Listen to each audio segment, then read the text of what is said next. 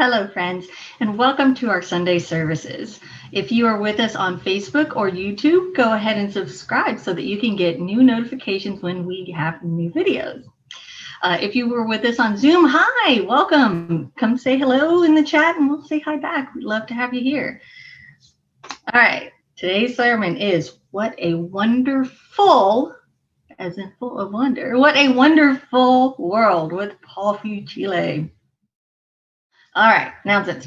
Workday Wednesday is back, so show up anytime between 10 and 2 on Wednesdays and get to work. Let's get this place up and running again for our 60th anniversary picnic, which is coming up on May 23rd, same day as the parish meeting. So mark that in your calendars. Check the e-blast every week for updates on this because we are trying to do things safely and follow the recommendations, and all of that changes pretty often, right? So everything's sort of in flux. So in order to get the most up-to-date information, check out your e-blast every week. All right. Also in the e-blast this week, really seriously, go check it out if you haven't yet. If you are not subscribed to it, just go to our website and click on it, write your little email address in there, and every week you will get UUCOC updates in one convenient little email. So this week you'll find the newest church history video with Beth. If you haven't checked those out, they are lots of fun. She's going through the decades and giving us some church history, and we know that our church has a lot of history. There's also information on this year's General Assembly, which is June 23rd through the 27th, a social justice ministry update, and a lot more. So go ahead and check out the e-blast and get your most up-to-date news. All right. Outside of Sunday services, we also have Talk Back at 11:15. Please join us if you're here on Zoom. It is so much fun. You get a lot of perspective and sharing some really great community. We also have Adult RE at 1 o'clock every Sunday. I think they're wrapping up today, so there should be a new topic next week. Fun. And we have our UUCOC social hour every week, Tuesdays at 9 a.m. and Fridays at 9 p.m. So do those. If you missed any of these announcements or you'd like more news, you go to, that's right, the e-blast. Go check out the e-blast or check out our website. We also have just lots of stuff there. So, and you can rewatch these on Facebook or YouTube. Go subscribe to our Facebook and YouTube channels. All right. If you are new here, welcome, welcome, welcome. We'd love to have you here. Go check out our guest book. Give it a little sign. We'd love to say hello. All right, here we go. All right, y'all. It's that time. You know what it is. Member anniversaries. This week is so good too. So get ready to jazz hands it up and celebrate with Kat and Mike Luster. Happy anniversary. And then, like, that's not amazing enough, right? That is so great. That is so much fun. But celebrating 34 years with UUCOC, raise up those hands and give a big happy anniversary to Glorianne Mulligan Stratton. Yay! That's a big one. I told you it was going to be a good Sunday one, wasn't it? All right, everybody. Happy anniversary to the three of you, and to everybody else, happy Sunday. Good morning, and welcome to the Unitarian Universalist Church of Oak Cliffs online worship services. Thank you for having the curiosity and the courage to join with us this morning. We welcome you, whoever you are, whatever spiritual tradition, gender, age, race, sexual orientation, or background you bring to our community. Know that you are worthy and that you are valued. We hope that you will find here comfort, connection, challenge, respect, and above all else, love. May the light we now kindle inspire us to use our powers to heal and not to harm, to help and not to hinder, to bless and not to curse, to serve you, Spirit of love. compassion, and forgiveness. Que esta luz que ahora encendemos nos inspire a usar nuestros dones y poderes para sanar y no para herir, para ayudar y no para impedir, para bendecir y no para maldecir, para servirte a ti, espíritu de amor, compasión y perdón. Easter by Charles F. Flagg. We seek life's meaning in the wonder of morning, in the freshness of springtime, and in each other's hearts and minds.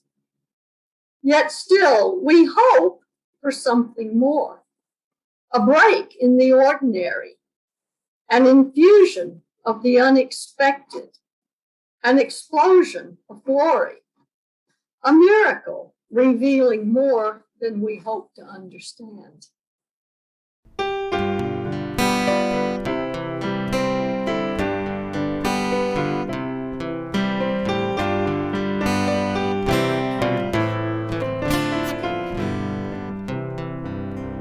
Come sing a song with me. Come sing a song with me. Come sing a song with me, that I might know your mind.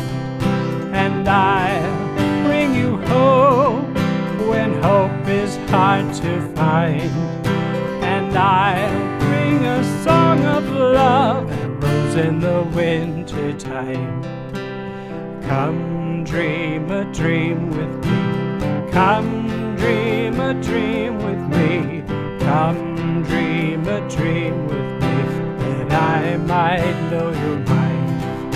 And I'll bring you hope when hope is hard to find.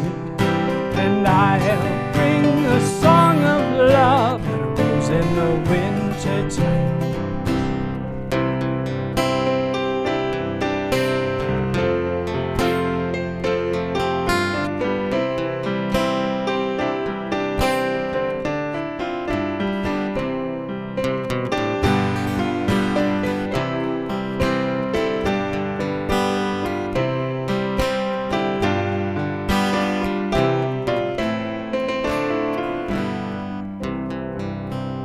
Come share a rose with me. Come share a rose with me.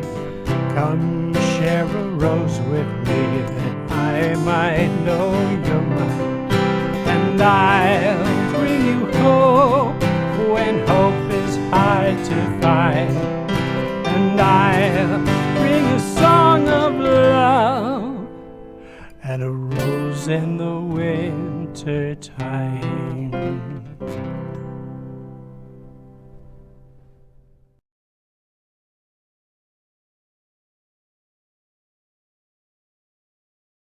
Because we love one another, we honor each individual spiritual journey. We celebrate life's abundance and service to each other, our community, and the world. We connect with each other in love, respect, and acceptance. Thus do we covenant together. And now in Spanish. Porque nos amamos unos al otro, oramos el viaje espiritual de cada individuo. Celebramos la abundancia de la vida en el servicio a entre sí, nuestra comunidad y el mundo. Ponemos en contacto a unos con otros en el amor, respeto y aceptación. Así que hacemos pacto.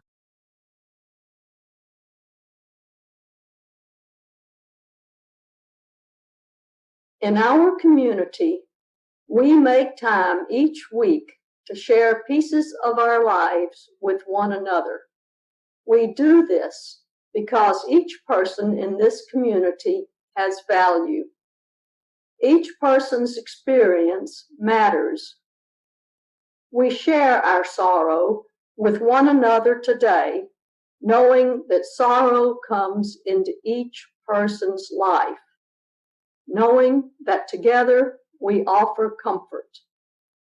At this time, we invite you to publicly post your sorrows and prayer requests to the Zoom chat or send those to our Facebook Messenger.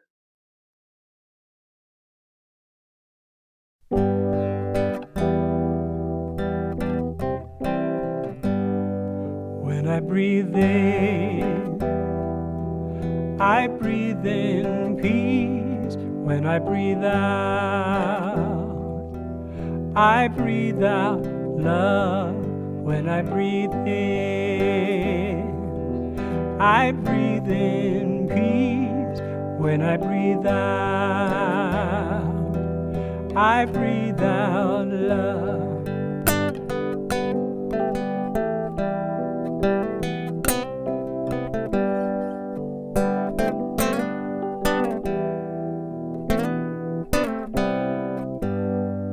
When I breathe in, I breathe in peace.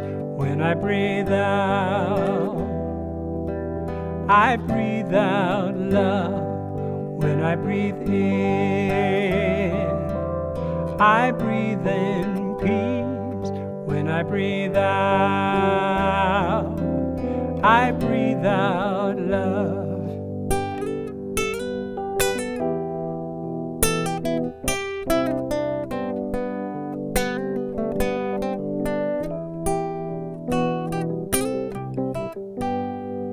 When I breathe in, I breathe in peace.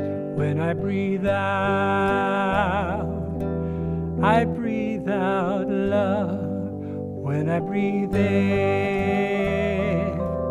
I breathe in peace. When I breathe out, I breathe out love.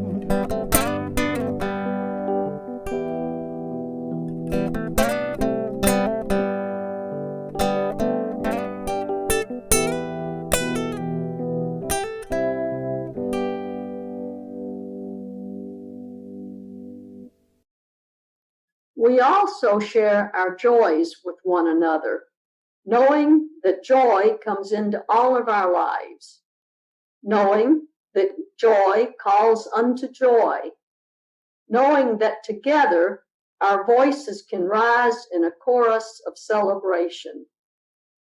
Today, we share the joy of this moment, this community, present and awake together, deep calling unto deep, joy calling unto joy, light calling unto light.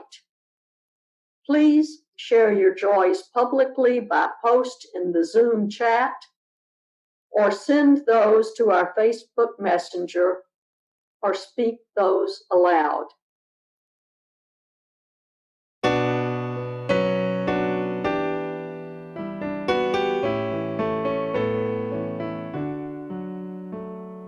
Spirit of life, come unto me. Sing in my heart all the stars of compassion. Blow in the wind, rise in the sea, move in the hand, giving life the shape of justice. Roots hold me close, wings set me free. Spirit of life, come to me, come to me.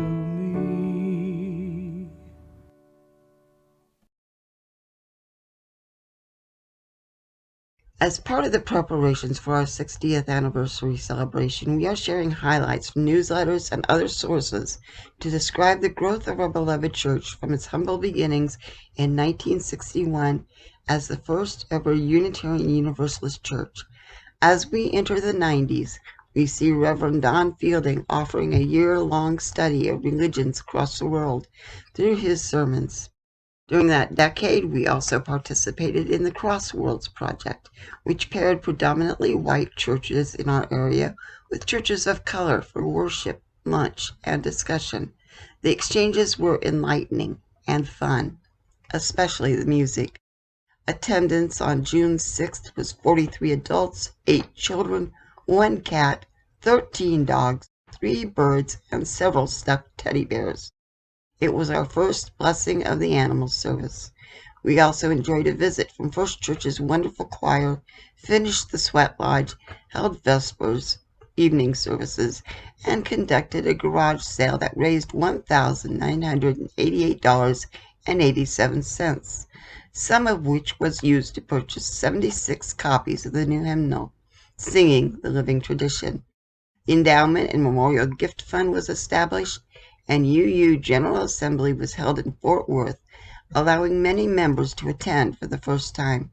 We also began paying our religious education director and initiated email communications with the congregation. As always, budgeting and fundraising were issues, and it was during this time period that we began renting our building for additional income. At first controversial, now we pretty much depend on that income for operating expenses. The 90s concluded with the construction of our beloved landmark labyrinth. So many good things. Stay tuned as momentum toward our 60th anniversary on May 23rd continues to grow.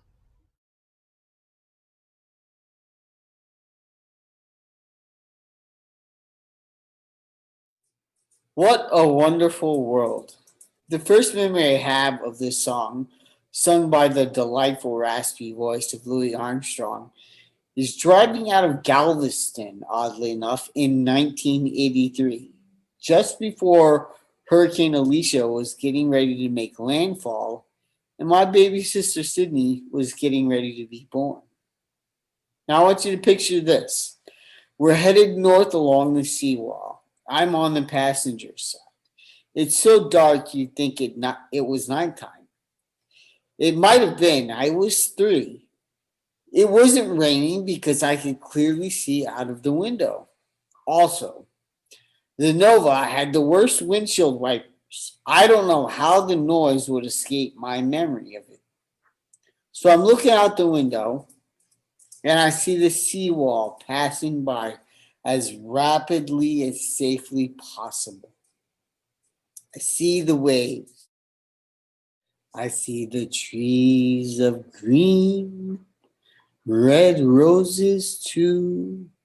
I see them bloom for me and you. And I think to myself, what a wonderful world. These massive swells crashing in.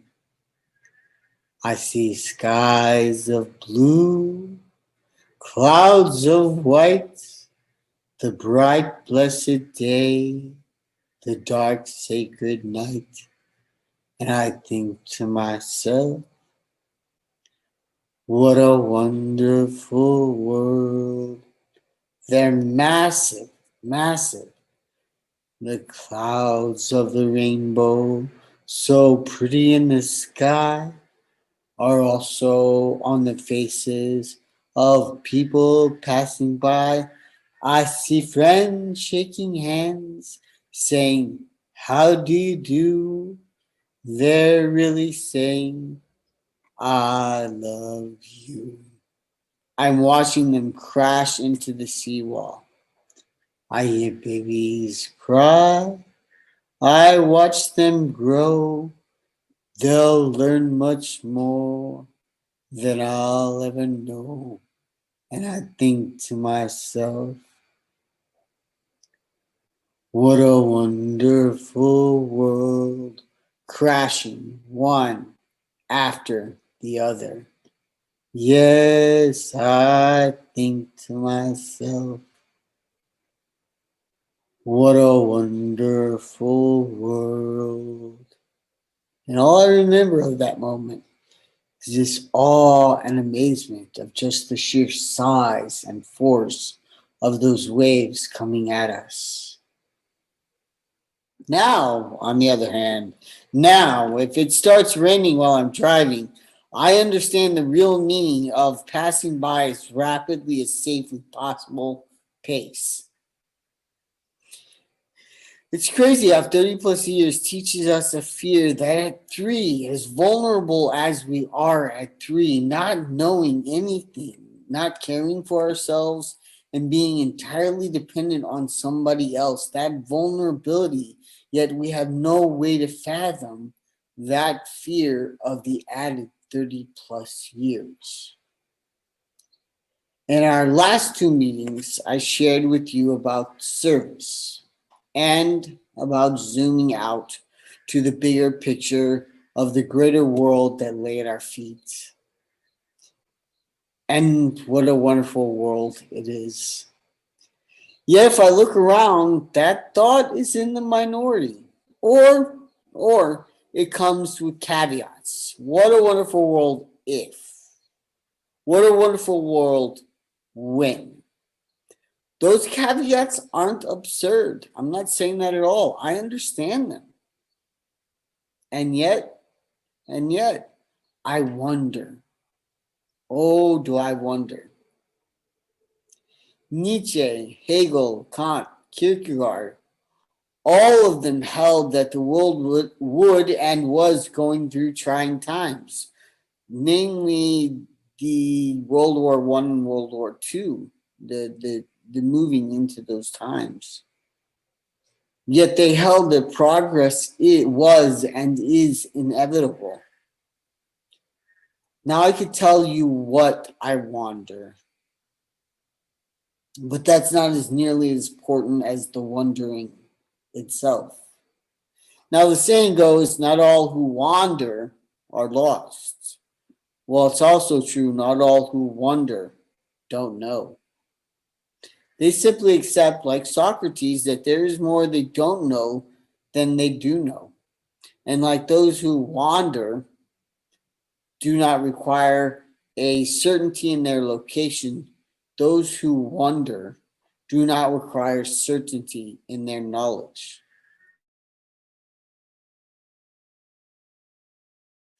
The Great Spirit, or God for short. What is God? How is God? Who is God? Is there a God? Is there only one God? Maybe the answer to all these questions is that they're the wrong questions. Maybe there is no question at all. Instead, these are statements about God.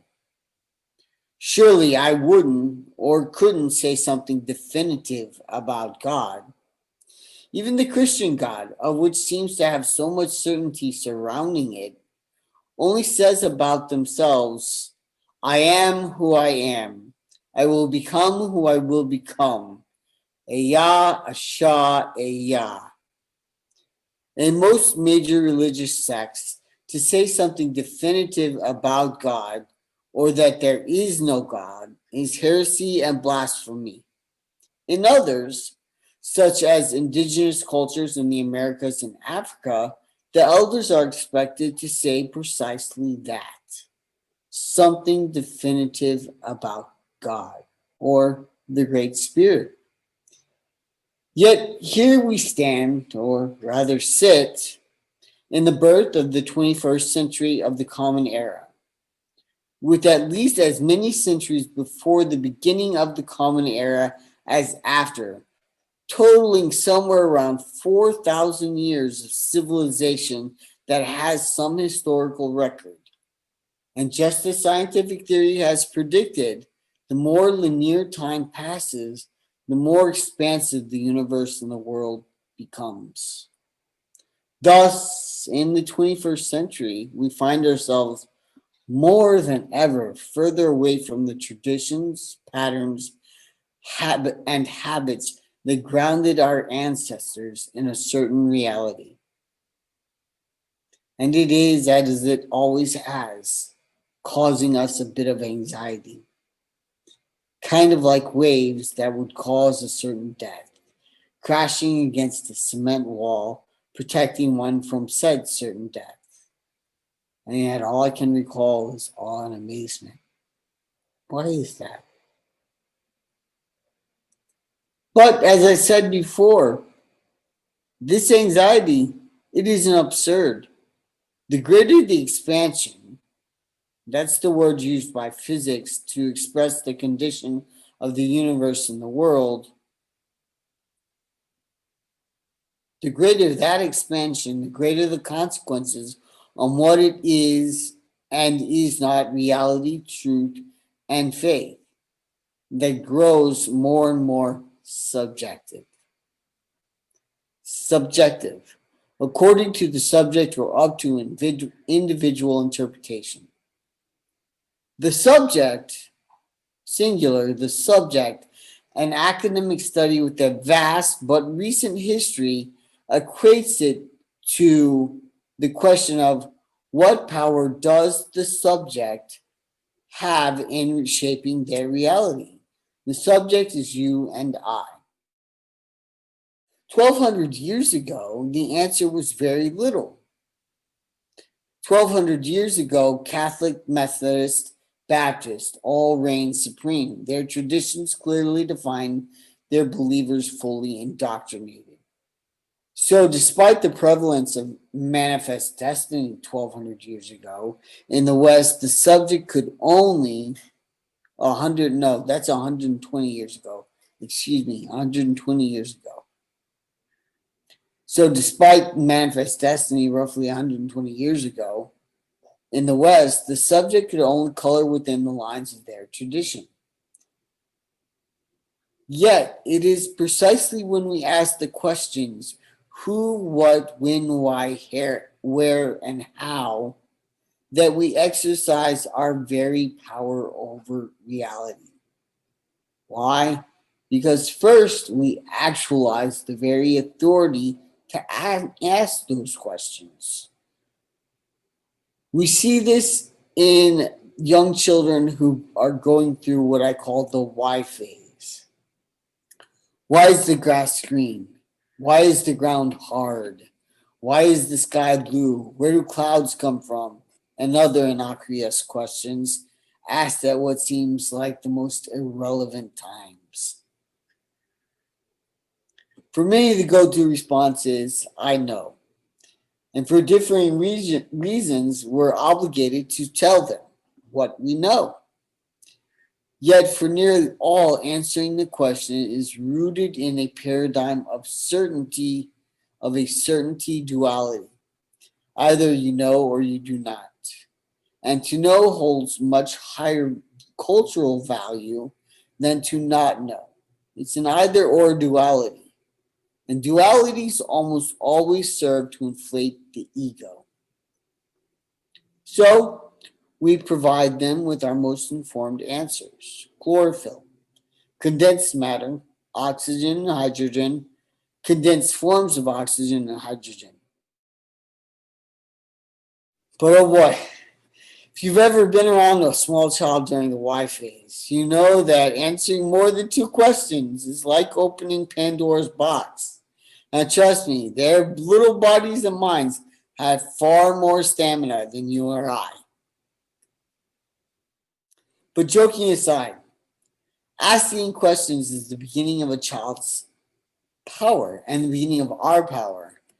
But the second most important exercise of our power and that child's power, the child, the new subject of a new world, is when they judge the answers given.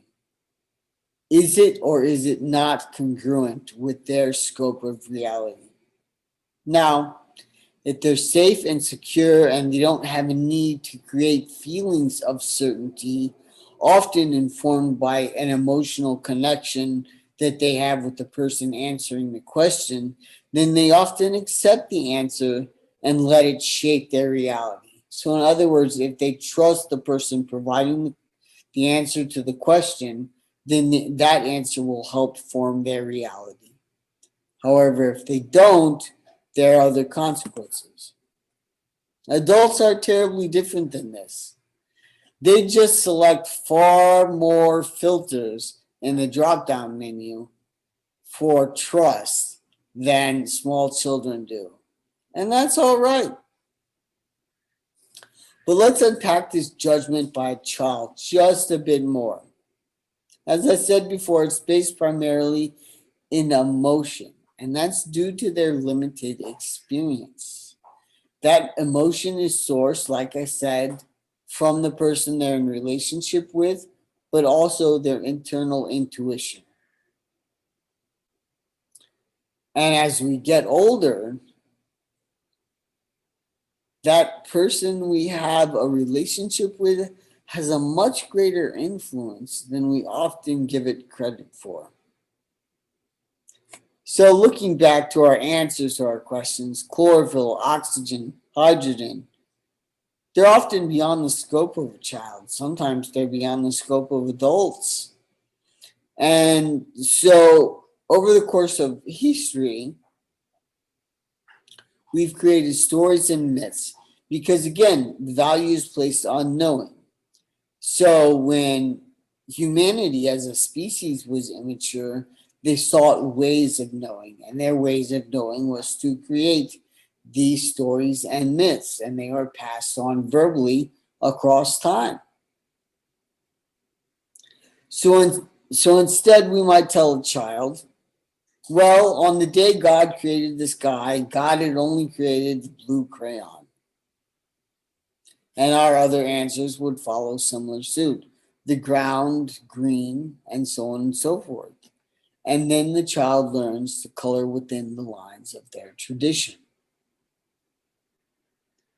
Yet, if we turn the question back on the child and back on ourselves, why do you think the sky is blue? Again, if we feel safe and secure and have no need to create a sense of certainty, then curiosity ensues.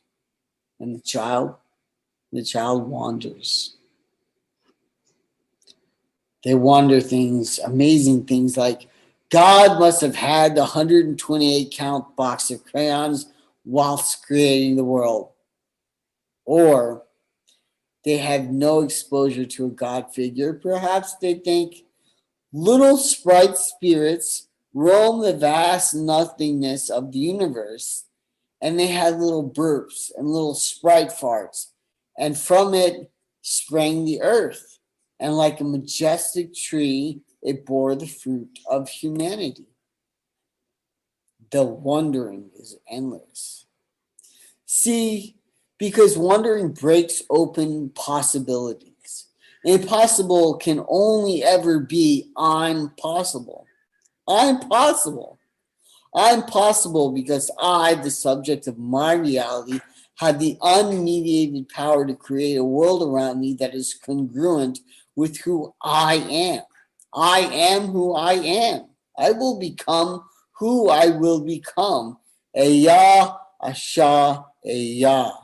Sprite spirit burps, 264 count boxes of crayons, Photoshop, our hands in clay. At the end of a paintbrush, a hammer, a saw, a stethoscope, or a surgical knife. The tools of creation are endless, and so is the depth of our wonder. The world is ever expansive. Zoom out. Look at the bigger picture and understand that whoever you are and whatever your truth, they are at the service of all creation. For you to say, I'm possible, so must your sister, your brother, and your neighbor. And if that's not possible for you to say, then you are not at the service of creation, but at the service of the power of your own ego. I am who I am. I will become who I will become. Eya, Asha, Eya. Are we then gods? No. We are more powerful than gods. We are at the service of creation. We exist so that others may know that their life is possible and that they have a divine right to that life. This means that the most important exercise of the subject's power, of our power, is judgment. And that judgment is not turned outward, but inward. And that judgment doesn't ask questions of guilt or shame. That judgment asks one simple question: how do I become more of who I am so that others may become more of who they are?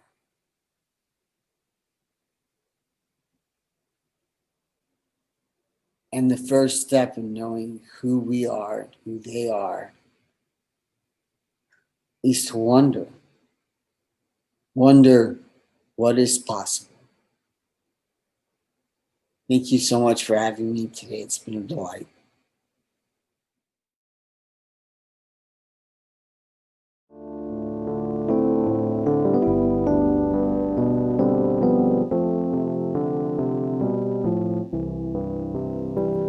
We laugh, we cry, we live, we die, we dance, we sing our song. We need to feel there's something here to which we can belong. We need to feel the freedom just to have some time alone. But most of all, we need close friends we can call our very own. And we believe in life and in the strength of love. And we have found a need to be together. We have our hearts to give. We have our thoughts to receive. And we believe that sharing is an answer. A child is born among us, and we feel a special glow. We see time's endless journey as we watch the baby grow. We thrill to hear imagination freely running wild. We dedicate our minds and hearts to the spirit of this child, and we believe in life and in the strength of love. And we have found a time to be together. And with the grace of age, we share the wonder of youth. And we believe that growing is an answer. We seek elusive answers to the questions of this life. We seek to put an end to all the waste of human strife. We search for truth, equality, and blessed peace of mind. And then we come together here to make sense of what we find. And we believe in life and in the strength of love. And we have found a joy being together. And in our search for peace, maybe we'll finally see, even to question truly is an answer.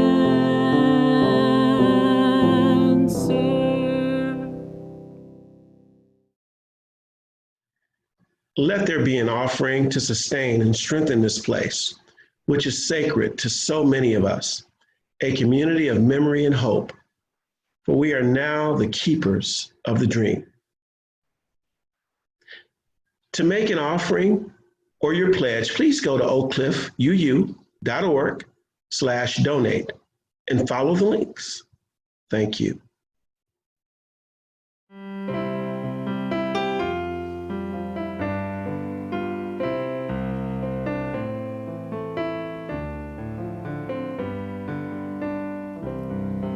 From you I receive, to you I give.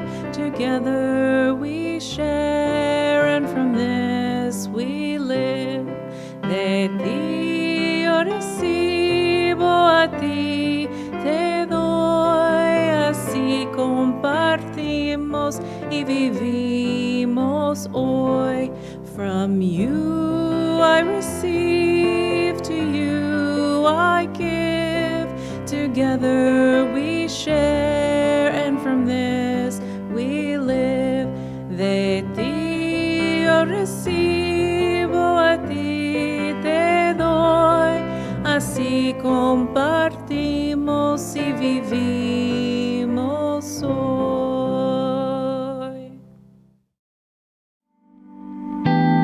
The main mission of the Afia Center is to positively impact and transform the relationship of Black women with our bodies and sexual reproductive health, to foster complete mental, physical, and spiritual wholeness, one that is grounded in absolute autonomy and free of reproductive oppression. When we founded this organization, HIV was rampant. It seemed like nobody was talking about Black women. When I looked at the data, it was like in Texas, Black women were disproportionately impacted with HIV, but there were no programs. Like, there were no real programs. That was problematic for me. It was problematic for the co-founder. We founded this organization using a social justice and a human rights lens because we know that if we could change the systems that women were living in, the behavior would automatically change. Our vision statement is just very simple, that we are working to end reproductive oppression for all women.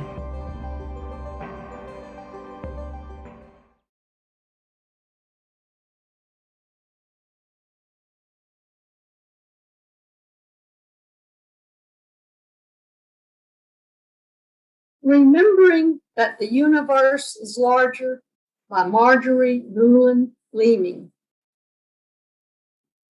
Remembering that the universe is so much larger than our ability to comprehend, let us go forth from this time together with the resolve to stop trying to reduce the incomprehensible to our own petty expectations, so that wonder, that sense of what is sacred, can find space to open up our minds and illumine our lives. We extinguish this flame, but not the light of truth, the warmth of community, or the fire of commitment. These we carry in our hearts until we are together again. And now in Spanish. Extinguimos esta llama, pero no la luz de la verdad, el calor de comunidad o el fuego de nuestro compromiso. Estos los llevaremos en el corazón hasta que estemos juntos otra vez.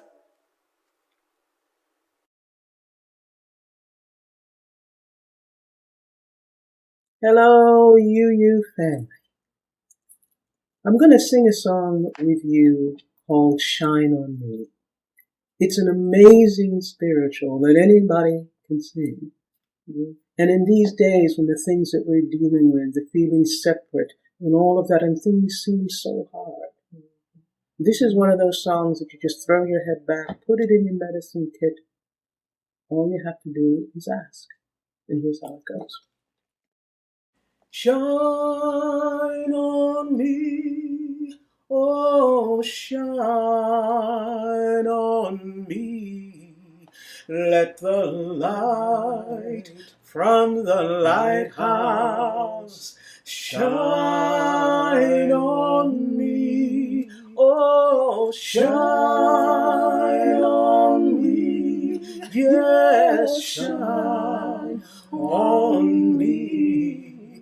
Let the light from the lighthouse shine on me. Lift me up, oh, lift me up.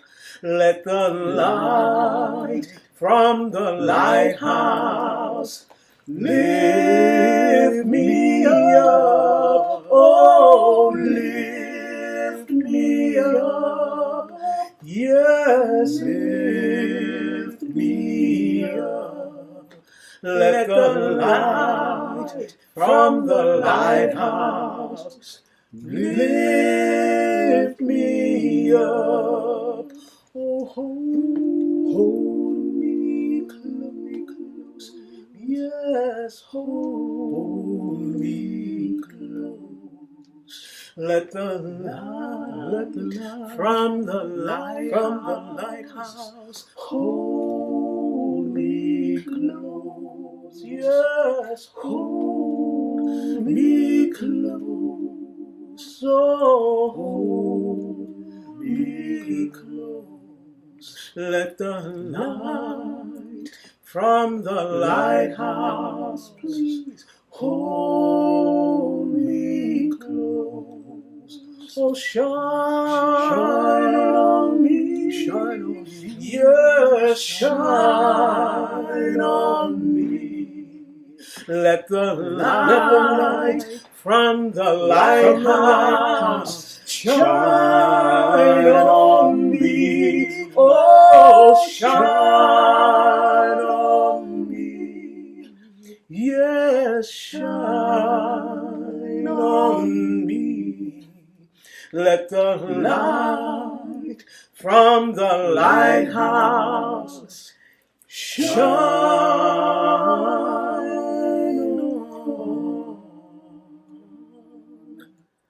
me.